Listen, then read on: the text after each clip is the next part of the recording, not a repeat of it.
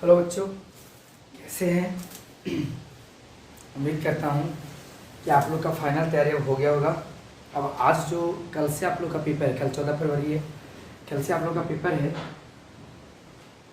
और मैं भी अपना कोचिंग 11-12 को बंद कर दिया था पढ़ा के, लेकिन जैसा कि मैं आप लोग बता रहा हूँ, आप लोग के लिए वीडियो मैं डाल रहा हूँ और वो वीडियो में माध्य बहुलक हो गया था, लेकिन बच्चे लोग, मेरे ही बच्चे और कुछ और भी बच्चे पर्सनल व्हाट्सएप पे बोले कि सर केवल माध्यक आप डाल दीजिए, जो कि मेरे गांव में और भी कहीं पे जा रहे हैं बच्चे आसपास में पढ़ते हैं, बोले भैया माध्यक आप डाल दीजिए। तो आज कल आप लोग का पेपर है, लेकिन माध्यक आज मैं वीडियो डाल रहा हूँ। बस इसको लास्ट में कुछ नहीं, ज़्यादा नहीं, केवल थ्योरी आज ऐसा क्लियर कर देना है कि वहाँ पर डाउट ना हो, और इसे अगर 5 नंबर का आ जाए तो मेरा वीडियो बनाना सार्थक हो जाएगा। बाकी तो वीडियो बाद में अलग बच्चे पढ़ सकते हैं, लेकिन आप लोग का कल मैथ का है। तो वीडियो चालू करने से पहले आप लोग से वही रिक्वेस्ट हर बार कि चैनल को लाइक ज़रूर कर दीजिएगा और सब्सक्राइब कीजिएगा, और बेल का आइकन तो बिल्कुल दबाना मत भूलिएगा, क्योंकि आप लोग का कल से पेपर है, लेकिन आने वाला टाइम में आप लोग को जूनियर के लिए ज़रूर आप लोग ये मेरे चैनल के बारे में बता सकें। अगर आप लोग थोड़ा भी मेरे चैनल से पढ़े होंगे और अगर पेपर में क्वेश्चन आए तो बिल्कुल कहते हैं कि पेपर के बाद एक बार आके मेरे कमेंट सेक्शन में ज़रूर कमेंट कीजिए कि कैसा पढ़ाया, क्या आया, नहीं आया, है ना। तो जैसा कि आप लोग को हम बताए थे कि माध्यक हम लोग जो सांख्यिकी 9वां में पढ़े थे, हम लोग 9th क्लास में, वो 9th क्लास का जो माध्यक था क्या था, एक ऐसा मान होता है किसी भी दिए हुए आंकड़े का केंद्रीय माप, ऐसा माप हो जाता है जो उसका बीचों बीच होता है, उसी को हम लोग माध्यक बोलते हैं। तो जो 9वां में हम लोग पढ़े थे अवर्गीकृत आंकड़ों का, इसमें जो पढ़ेंगे थोड़ा सा अलग है, बात वही है, उसमें थोड़ा सा हम आपको रिकॉल करते हैं। चाहे यहाँ पे भी अगर अवर्गीकृत आंकड़ा है तो आपको अगर माध्यक निकालने के लिए बोला जाए तो पहला स्टेप क्या बेटा, कि दिए गए आंकड़ों को आरोही या अवरोही क्रम में सजा लेते हैं। क्या बेटा, दिए गए आंकड़ों को आरोही मतलब बढ़ते क्रम, आरोही बढ़ते क्रम, और जो अवरोही है बेटा, ये अवरोही है, वह क्या हो गया बेटा, घटते क्रम। घटते क्रम, अवरोही हो गया, घटते क्रम। तो सबसे पहले इसको सजा लेते हैं और उसके बाद हम लोग काउंट करते हैं कि अगर प्रेक्षण का संख्या, जो आंकड़ा दिया हुआ है, वो सम संख्या के बराबर हो, मतलब क्या हो, गिने हम प्रेक्षण अगर गिने 2, 4, 6, इतना मतलब 6, 8, 10, ऐसा कोई सम संख्या आ जाए, मतलब कि 6 प्रेक्षण का दिया हुआ है, 10 प्रेक्षण का दिया हुआ है, 12 प्रेक्षण का, मतलब सम संख्या आ जाए काउंटिंग करने के बाद, प्रेक्षणों की संख्या सम हो तो इसका अलग फॉर्मूला होता था, और विषम हो तो देखिए विषम होता था तो अलग फॉर्मूला, और सम होता था, सम संख्या के बराबर होता था तो फिर दोनों का अलग फॉर्मूला। यहाँ पे भी वही है, अगर विषम संख्या है तो सबसे पहले आरोही क्रम में सजाने के बाद n+1 बटा दूमा पद को हम लोग उस आंकड़ा का, उस प्रेक्षण का, वो दिया हुआ जो आंकड़ा, उसका माध्यक बोलेंगे। जैसे इसका एग्जांपल लेते हैं 3, 5, 7, 9, 11, 13 और 15, क्या बोलते हैं बेटा, देखिए काउंट करेंगे, ए आरोही क्रम में ऑलरेडी सजा हुआ है तो सजाने का कोई जरूरत है नहीं। तो इसके बाद देखिए गिन लेते हैं, 1, 2, 3, 4, 5, 6, 7। अब 7 है, क्या बेटा 7 है, तो इस 7 क्या है, जो संख्या दिया वो 7 क्या है, विषम संख्या है, तो विषम संख्या है तो इसको कुछ नहीं करना बेटा, n+1 बटा दूमा पद को लिख देना है, मतलब 7 1 8, 7 + 1 बटा में 2, मतलब 8 बटा दूमा पद। बच्चे लोग सबसे ज्यादा कंफ्यूजन खाते हैं कि ई भूल जाते हैं, माध्यक बेटा इसका वैल्यू जो आता है 4 वो नहीं होता है, जैसे यहाँ पे आया 4 तो चौथा पद होता है तो चौथा पद कौन करेंगे ना, 1 2 3 4 9 जो हुआ माध्यक क्या हो गया इस आंकड़े का, माध्यक बराबर 9, क्योंकि और कितने बच्चे लिख के आते हैं ऑप्शन में आपका रहेगा 4 भी रहेगा, 5 भी रहेगा, 6 रहेगा और 9 भी रहेगा, लेकिन बेटा n+1/2वां पद होता है माध्यक, जो उस जगह पे अवेलेबल है आंकड़ा में वो होता है इस आंकड़ा का माध्यक, ना कि वह वैल्यू। n+1 7 1 8/2 मतलब 4, ए आंसर गलत है बाबू। चौथा पद होगा, क्या होगा, चौथा पद। तो इधर से गिनिए या इधर से गिनिए, दोनों में वही बराबर आएगा, 1 2 3 4, 1 2 3 4। कोई दिक्कत? आई होप आप लोग को अभी इसमें तो दिक्कत नहीं होगा। ऐसा ही कंफ्यूजन थोड़ा सा क्रिएट हो जाता है नेक्स्ट जब हम सम संख्या में बात करेंगे। क्या है बेटा, जब हम सम संख्या की बात करेंगे, सबसे पहले तो ये लिख देते हैं और जब सम संख्या इसको डिलीट करके और हम बताते हैं कि जब प्रेक्षण जब n बराबर सम हो तो कैसे निकालते हैं।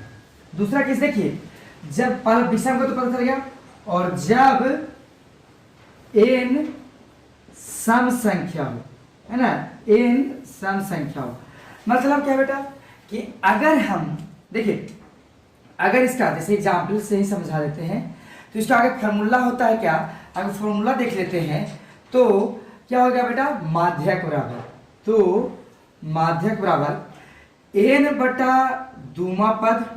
देखिए इसीलिए लिख दे रहे बार बार, फॉर्मूला भी आप लोग को बुक में नहीं है, वो थ्योरी टाइप पर लिख देगा, पद प्लस n/2 के बाद वाला जो पद है पद का औसत माध्य। तो औसत माध्य देखिए ना बेटा, औसत बराबर पता है प्रेक्षणों का योग बटा प्रेक्षणों का संख्या, तो n/2वां पद एक ले रहे हैं और n/2वां जो बीच बीच है उसके एक और अगला पद उसका औसत माध्य, तो 2 को प्रेक्षण ले रहे हैं तो कितना से भाग देंगे, फॉर्मूला ऐसे याद हो जाता है, याद करने का जरूरत नहीं है, समझ लेते हैं हम लोग। तो बटा 2, तो अब इसका एग्जाम्पल लेके आपके सामने दिखा देते हैं बाबू। एग्जाम्पल अगर हमारे पास रहे 4 6 8 10 12 14 16, 3 4 7 और 1 क्या ले रहे बेटा, 18। बोलता है कि दिए गए प्रेक्षणों का माध्यक निकालें, दिए हुए आंकड़ों जो है ना, आंकड़ा दिया हुआ है उसका माध्यक निकालें। तो देख रहे होंगे आप लोग, हम मतलब कम टाइम लगे और आप लोग का रिवीजन हो जाए, इसके लिए हम थोड़ा आरोही क्रम या अवरोही क्रम में सजा के ले ही रहे हैं क्वेश्चन को, तो इससे कोई दिक्कत नहीं होना चाहिए। तो देखिए 4 6 8 कितना है, 1 2 3 4 5 6 7 8, मतलब क्या है बेटा, यहाँ n बराबर कितना आ गया, 8। तो जब n बराबर 8 है तो n/2वां पद, तो देखिए n/2वां पद, तो 8/2वां पद प्लस 8/2 और उसका एक आगे का पद, इतना अच्छा से समझा दे रहे हैं, पद और बटा में क्या हो जाएगा बेटा, 2, क्या हो जाएगा बटा में 2। अब देखिए, अब यहां है 8/2वां पद, मतलब क्या हो जाएगा बेटा, चौथा पद, चौथा पद प्लस 8/2, 4 और 1 5, मतलब 5वां पद, 5वां पद, अब बटे में क्या है बेटा, 2, इसका औसत मान। देखिए तो चौथा पद क्या है बेटा, 1 2 3 4, राउंड कर रहे हैं रेड से, ठीक, 5वां पद 2 12। अब इधर से भी देख लेते हैं कि कहीं सही है कि माध्यक मतलब वह मान जो दिए गए प्रेक्षण के बीचों बीच हो, केंद्रीय माप भी इसको बोलते हैं।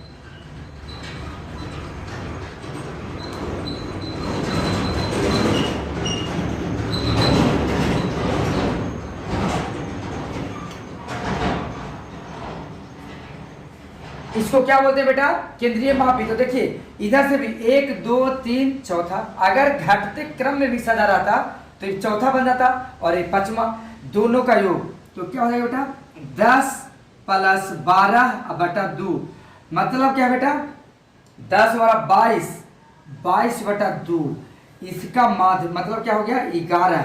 11 देखिए 11 प्रेक्षण में नहीं दिया हुआ है, लेकिन इस प्रकार के प्रेक्षण का जो आंसर होगा माध्य वो 11 हो जाएगा। क्या, ये दोनों को जोड़ दिए और बटा में 2 कर दिए। कोई दिक्कत नहीं होना चाहिए। आई होप आप लोग यहाँ तक बिल्कुल आप लोग समझ गए होंगे। इसका देखिए बेटा, ये दिया हुआ है 100 विद्यार्थी और उसमें 50 नंबर में से प्राप्त अंक है। 100 विद्यार्थी का क्या है, 50 नंबर में से प्राप्त अंक है। तो सबसे पहले ऐसा, अगर इसमें कोई वर्ग अंतराल नहीं है, लेकिन ये अवर्गीकृत आंकड़ा नहीं है, ये वर्गीकृत आंकड़ा है। 20 नंबर 6 विद्यार्थियों को मिला है, 29 नंबर 28, मतलब कहीं ना कहीं ये बांटा हुआ है, वर्गीकृत किया हुआ है।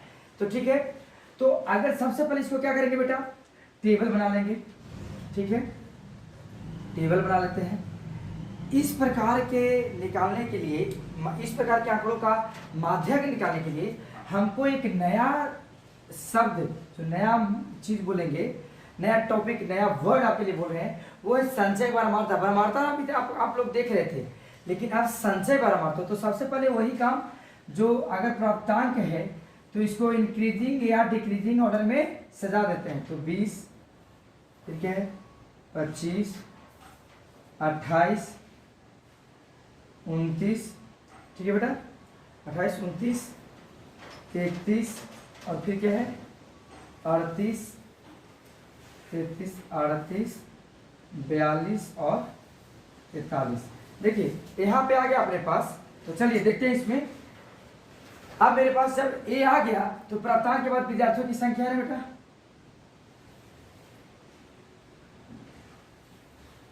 संख्या, इसी को क्या बोलते हैं हम लोग, पहले बोलते थे ना बारंबारता।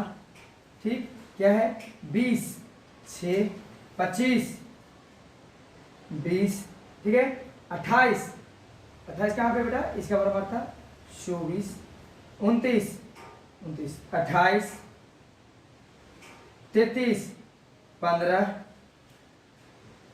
38, 4, 42, 42 कितना बेटा 2 और 43, 1। तो देखिए संचय बारंबारता कैसे निकलता है, हम तब तीर से आपको ये रेड कलम से दिखा दे रहे हैं। पहला बारंबारता इसको लिख देते हैं संचय बारंबारता। तो देखिए 6 एज इट इज लिख दें, कोई दिक्कत नहीं। इसके बाद देखिए बेटा, हम यहाँ प्लस हो जाएगा, 6 यहाँ जाएगा इसके साथ, और ये जूट क्या आ जाएगा कितना बेटा 26। ए फिर यहाँ गया प्लस हो जाएगा, तो कितना जूट के कितना आ जाएगा बेटा 50। कितना हो गया 50। ई यहाँ चल जाएगा, जूट के यहाँ पे आ जाएगा, कितना हो गया बेटा 78। ए यहाँ गया, जूट के गया, ए कितना हो जाएगा बेटा 93। ए यहाँ पे गया जूटा, और फिर यहाँ कितना हो गया बेटा 97। ए यहाँ पे गया जूटा और इधर आ गया 99, और ए यहाँ गया जूटा और कितने पर अपने पास कितना था विद्यार्थियों की संख्या 100, तो ये भी 100 आ गया, मतलब मेरा बिल्कुल सही है। अब बोलता है कि ऐसा में ऐसा आंकड़ा है, तो इसको चूंकि मेरे पास n बराबर 100 है, तो अर्थात n/2वां पद, और क्या चाहिए हमको n/2वां पद और n/2वां का +1, मतलब क्या है जो लिखवाए थे। नेक्स्ट क्या चाहिए बेटा 1/2 + 1वां पद। ठीक, तो अब खोजेंगे n/2 क्या हो जाएगा बेटा 100/2, मतलब क्या है 50वां। तो 50 इसमें देखना है बेटा कम्युलेटिव फ्रीक्वेंसी में कि 50 किसका संचय बारंबारता है, और उसके बाद वाला एक और बना लेंगे। तो 50 देखिए ना, 50 का क्या है बेटा 28, जो प्राप्तांक है वो है 50वां पद जो है उसका 28 है, और 51वां, इसका मतलब कि 50 तक यहाँ तक है बेटा, 50 से लेकर 78 तक इसमें है कि नहीं। तो नेक्स्ट अगला पद क्या हो जाएगा 29। तो अगला पद 51वां पद हुआ, 51वां पद किसमें आ रहा है, उसका क्या प्राप्तांक है 29। तो इसको क्या कर देंगे 28 + 29/2। ये दोनों पद का जो बारंबारता है, यहाँ पे जो औसत माध्य है वो हम लोग लिख देंगे। तो किसमें आ रहा है बेटा 28 और 29 कितना हो जाएगा 57/2। तो कितना आ जाएगा आंसर 28.5। मतलब जो माध्यक है प्राप्तांक का जो माध्यक है वो कितना आ गया बेटा 28.5। ये भी आप लोग से नहीं पूछेगा, अगर पूछना होगा उसको तो जो इसके बाद मैं बताने वाला हूं जो कैसे वर्ग अंतराल का निकालते हैं उसका फॉर्मूला बेस्ड वो पूछेगा, वो बिल्कुल ध्यान से आप लोग देखिएगा। तो देखिए इस प्रकार का जब प्रॉब्लम रहे तो, और यही जनरली इस टॉपिक का सबसे हार्ड प्रॉब्लम है। अगर दिया गया आंकड़ा वर्ग अंतराल के रूप में हो तो देखिए कुछ विद्यार्थियों की संख्या दिया हुआ है जो जिसका प्राप्तांक दिया हुआ है कि 0 से 10 में कितने विद्यार्थी आए, 10 से 20 में कितने विद्यार्थी आए। अब हम यहाँ पे जो टोटल संख्या दिया हुआ है तो वो कैसे ज्ञात करेंगे। अगर हमारे पास नहीं बताया ऐसा आंकड़ा दिया हुआ है तो जो संचय वाला मात्रा जो आएगा वही टोटल जो लास्ट आएगा वो n होता है। ठीक है, तो हम यहाँ देखेंगे बेटा कि संचय वाला मात्रा है, 2 कॉलम हम भर चुके हैं, तीसरा कॉलम आपके लिए आपके सामने भरेंगे। देखिए 5 है, 5 लिखा गया, 5 और 3 8, 8 4 12। देखिए 5 3 8, 8 4 12 है ना। ठीक, 12 3 15, 15 3 18 है ना। ठीक है, 18 और 4 क्या हो गया बेटा 22, 22 और 7 29, एक यहाँ जुट क्या गया इधर। ठीक है, चलिए 29 और 9 38, 38 और 7 क्या बेटा 45, और 45 और 8 क्या हो जाएगा 53। मतलब जो CF आया बेटा अपने पास, यहाँ पे हम लिख देते हैं CF क्यूमुलेटिव फ्रीक्वेंसी, मतलब n बराबर कितना आया 53। तो देखिए n बराबर 53, सबसे पहले दिमाग लगाएं कि अच्छा सजा हुआ तो है, ठीक है बिल्कुल। इसका मतलब n/2 विषम संख्या अगर n है तो n/2 से काम चलेगा, लेकिन n/2 53/2 जो करेंगे 26.5 आखिर मिलेगा कैसे। तो इसका एक फॉर्मूला होता है इस प्रकार के आंकड़ों का, माध्यक बराबर क्या होता है L प्लस माध्यक बराबर L प्लस देखिए n/2 minus n/2 minus CF upon F और गुना में क्या हो जाता है बेटा H। जहां क्या है बेटा पूरा अच्छा से आपको बता दे रहे हैं, जहां क्या हो जाएगा L बराबर क्या है माध्यक वर्ग की निम्न सीमा, क्या है माध्यक वर्ग की निम्न सीमा n/2 जो CF है उसका मतलब कि जो जितना संख्या आया उसका बटा 2। ठीक है, ये तो पता है। ठीक, CF क्या है माध्यक वर्ग से पहले, माध्यक वर्ग से ठीक पहले वाले जो वर्ग है ना, पहले वाले वर्ग का CF क्यूमुलेटिव फ्रीक्वेंसी। ठीक है, फिर क्या है F माध्यक वर्ग की बारंबारता।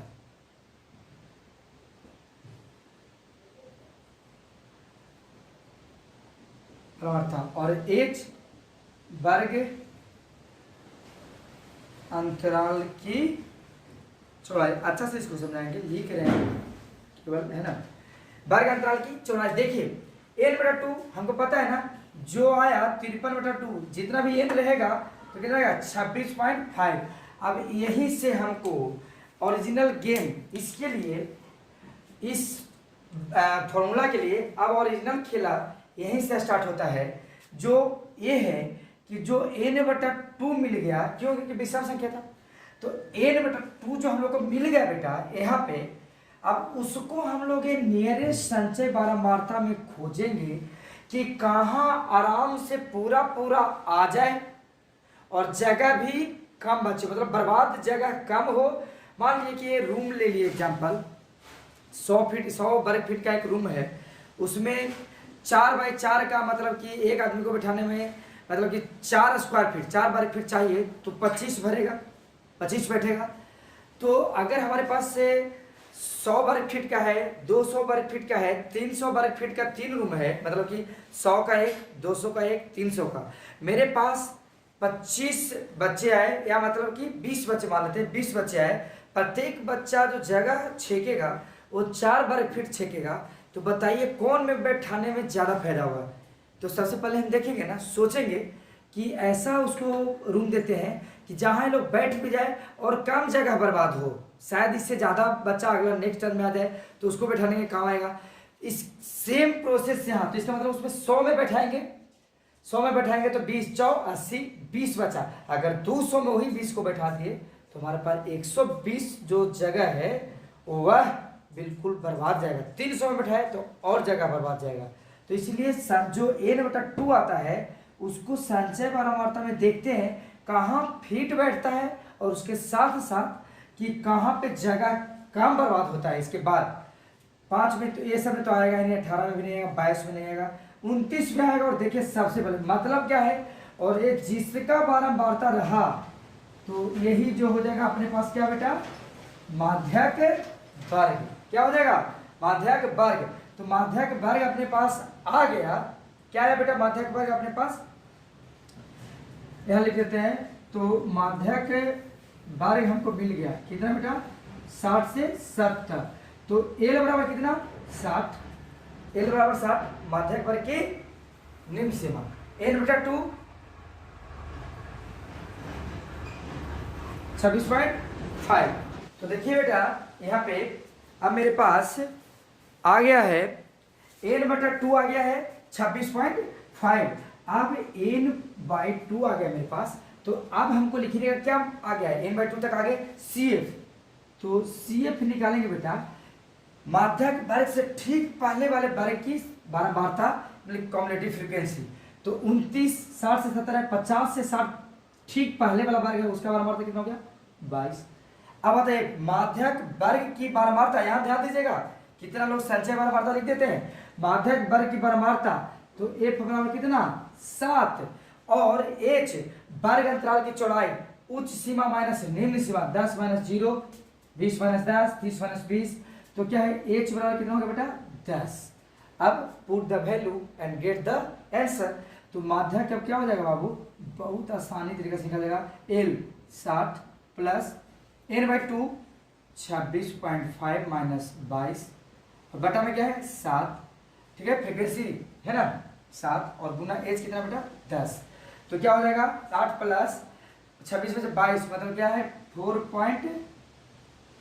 4.5 बटा 7 और गुण में 10। तो इसको देखिए ना 60 रहने देते हैं और ये 4.5 गुना 10 तो 45 बटा 7। इसको कर देते हैं 7 × 42 और 7 × 28।